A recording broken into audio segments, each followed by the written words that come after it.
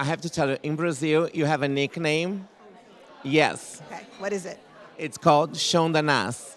What does that mean? Oi Brasil, olha aqui de novo com uma entrevista maravilhosa pra vocês e dessa vez eu preciso confessar que eu tremi na base. Simplesmente falei com uma das maiores divas da minha história, porque além de tudo que ela já fez, ela ainda é minha professora. Ela nem sabia disso, mas eu contei. Estou falando de ninguém mais, ninguém menos que Shonda Rhimes, simplesmente a criadora de Grey's Anatomy, Scandal, How to Get Away with Murder e Bridgerton, que aliás foi o tema desse nosso encontro. Bridgerton está chegando na sua terceira temporada e dessa vez a gente tem como personagens principais o casal Pauline, Penelope e Colin. E eu bati um papo com a Shonda sobre isso e sobre vários outros assuntos. Até contei pra ela sobre o apelido de Shondanás que ela tem aqui no Brasil. O que será que ela achou, hein? Olha, vocês vão ver. Então dá só uma olhada no meu papo com Shonda Rhimes, a diva móvel dos roteiros. Roda aí.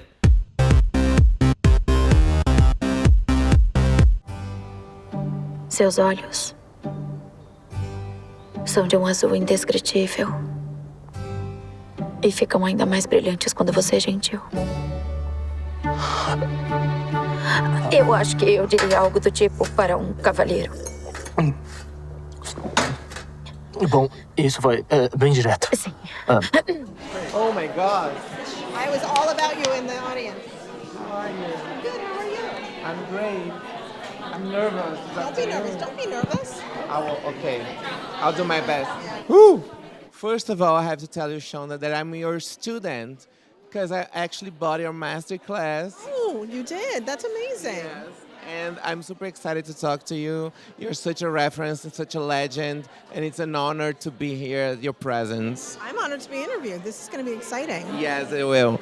You know, Brazilians are like super crazy about your shows, and you probably saw this on social media. So, how do you react to Brazilian people like telling you so much stuff on social media? I actually love it. I feel like that passion and that excitement, it gets me excited. So I love hearing about it. Love hearing what they think. I love hearing what they like. They don't like everything. As the beginning of this Bridgerton series, it's been a huge success around the world. So what do you think people are going to think about season 3? Because there's so much expectancy about the show. Yeah, I think the expectations have become really high, but our goal is to really just tell the story, the love story that we wanted to tell from the beginning. And I think Jess Brownell does a great job of that. And I also think, now we know these characters. We spent time with them. So now we get to sort of delve in deeper, and that's exciting. And do you think that's harder to get this new... Because the other shows, we had new characters coming in. And now we actually know them, and we have expectation about them, and we're like... wanting them to do stuff. So how does it feel when you're writing this stuff, and does it impact your writing? Well, Jess does all the writing, which is lovely. But for me, I think, I love the fact that we're coming into a couple that we've already known. Unlike having a new person every time, now we're watching people that we've seen from the beginning have this romance. Colin and Penelope have this romance that is we've watched sort of the background of the whole time. And so I think that's what's exciting about this season. I love the friendship between the women. I love watching Penelope and Colin sort of find their way. It's wonderful. I have to tell you, in Brazil, you have a nickname. Yes. Okay, what is it? It's called Shondanás. What does that mean? Don't be afraid, but it's the Shonda with Satan, because you kill all of your beloved characters. I did for a while. I mean, it was a medical show. People have to die. I think private practice, we lost a lot of people too, but not as many. Grey's been going for 20 years, so I feel like you have to change. Well, we need some excitement every once in a while. I feel like we don't do it as much anymore, and I don't think we're going to be like watching that happen on Bridgerton. Like that's not the world we're in. Yeah, but even in Bridgerton, we had to say like goodbye to characters like the Duke.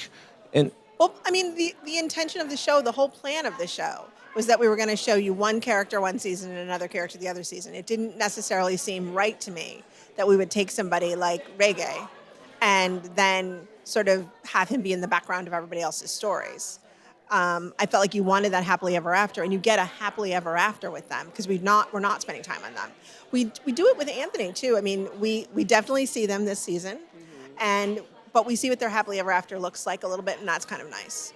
And you're being the showrunner and be like in charge of so many shows. You actually get to change people's life, actors' lives. So how is your process of casting? You know what's interesting about the casting is I like to cast people who I don't care what their credits have been. I don't care if they've done a lot. I think I like to cast people who are just interesting and exciting on stage, who bring something special that's just them. And I think that we all feel that way. Tom Verica, who sort of oversees our casting in those areas, really understands it. And we have a great casting director as well. I just met Viola Davis and I asked her about How to Get Away with Murder, and she said that it changed her life, like for good. So I wonder if you have new shows coming up, approaching the same like crime scenes and. Not yet, maybe. We're in the process of making a show right now called The Residents, which is based on the book The Residents. And it's very exciting, and it's in sort of a murder mystery in the White House. So that's coming. But in general, I like to keep what we're doing close to the vest. So we have other things coming, but let's focus on Bridgerton season 3. And how do you choose like the stories are based on like the books? You read a book and you just like say, I want to make it into a show. How is the process of doing that? If I read a book or I talk to somebody and I can see myself in those characters, you know, there's something about the Bridgerton characters that Julia Quinn wrote that felt very universal to me. I felt like I could see myself in them. I could see other people I knew in those roles. And if I can do that, and if I'm excited about it and think I want to see it, I hope that other people want to see it too. Because I only like to make shows that I want to watch. And you did spin-offs before, and now you have the spin-off Queen Charlotte for Bridgerton. And how does it impact the spin-off to the main show and vice versa? Oh, that's interesting. You know, for me, this spin-off in particular, the Queen Charlotte spin-off, was really about the fact that I saw how Golda played Queen Charlotte, and I loved it, and I wanted to expand on that world, and I wanted to know her backstory more. So that was really what that was about, and then getting to write it was amazing. And then what we put in it definitely has ripple effects into Bridgerton as we move forward for season 3 and 4 and beyond. And now that we know who is Lady Whistledown, and I was wondering if she's like more a journalist or an influencer. How would you see Lady Whistledown these days? Oh, I don't know if somebody like Lady Whistledown could exist in this day. I think she might be the one thing, because she's really the only voice in town. Now we have a lot of people sort of trying to fill that spot, but back then there was only one Lady Whistledown, and that's what's exciting about her. I love Lady Whistledown so much. I have to tell you that I brought a gift for you from Brazil. So please. It's a very special gift. It has the water of the Amazon River on it. So if you can just check it out. Yes. I hope you like it. Yes. And there's a card. I can help you. I can't open a box. I can do a lot of things, but I can't. Oh, that's beautiful. You like Oh, it? yeah, that's absolutely beautiful. It has I the love Holy Spirit. Yes. And the heart, it's got a tree and a heart, everybody. It's so beautiful. Thank you. You like gold? I do like gold. I love gold. You like diamonds too? I can see. I definitely like diamonds. I think, you know, we all love a little bit of diamonds, yeah. And Shonda, when are you coming to Brazil? I don't know. I mean, I'd love to come to Brazil. I have to sort of make it work with my schedule. I've always wanted to go there. Have you ever thought about a Brazilian character in your shows or not? Sure. There's nothing saying we couldn't have a Brazilian character on our show. I think that's... I mean, you actually should. And now I want to know, you're actually working on Bridgerton season 4 already. And I don't want you to give out any spoilers, but how is the process to choosing the order of the stories you're going to tell? You know, it feels natural. You know, we went to Penelope and Colin this season simply because Eloise had found out who Lady Bridgerton was. I mean, Lady Whistledown was. And so it felt really important that we then play out that story and not, I mean, I don't think we could have kept that going for more than 2 seasons. I love the idea that, like, Eloise knows, and that's a thing pressing on Penelope, and that we were going to see that play out this season. Mm-hmm. And is there any chance that we'll see, like, a feathering family spin-off or something like this? Because they are, like, really unique. The Featheringtons are fantastic. I think the actors are all amazing, and also their story is amazing. I don't know. We hadn't really thought about a Featherington spinoff yet, but they're very, very fun. You should think about that. So, Shonda, thank you so much for your time. I'm a really big fan. I'm shaking because I have Shonda in my presence. Oh, before we end this. Christina Yang is my favorite character from Grey's Anatomy. She's my person. And I've been watching this show for like 20 years. Do you know how this show is gonna end? Oh, no, I don't know anymore. I thought the show would end at season 7. I thought the show would end at season 10. I thought the show would end, I kept thinking, but we've written all the endings that I've come up with. But I am most satisfied with what I wrote for Christina Yang's ending. I feel like that was pure Christina Yang, and that was exciting to me. I was very proud of that. Oh my God. That was Shonda Rhimes, guys. Oh my God, that's the best moment of my life. She's my mentor, she's my queen, she's my star.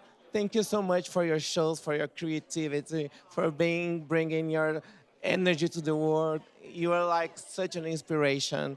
I mean it. You're like the huge storyteller in the world for me and to Brazilian fans. So, Hi, Brazil.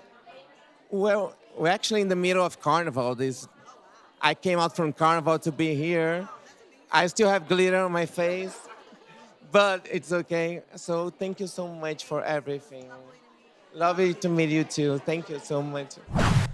Ai, meu Deus, sobrevivi. Gente, confesso que eu estava todo me tremendo. Foi um momento muito importante pra mim na minha carreira, porque eu sou muito fã da Shonda Rhimes. Eu acho ela, assim, o ícone, o epítome de todos os roteiros. Então, pra mim, ter essa oportunidade de bater um papo com ela ali durante tanto tempo foi simplesmente inenarrável. Shonda, love you. E aí, o que vocês acharam, hein? E o papo de fazer um personagem brasileiro? Imagina quem poderia fazer? Será que Bruna Marquezine? Será que Nira?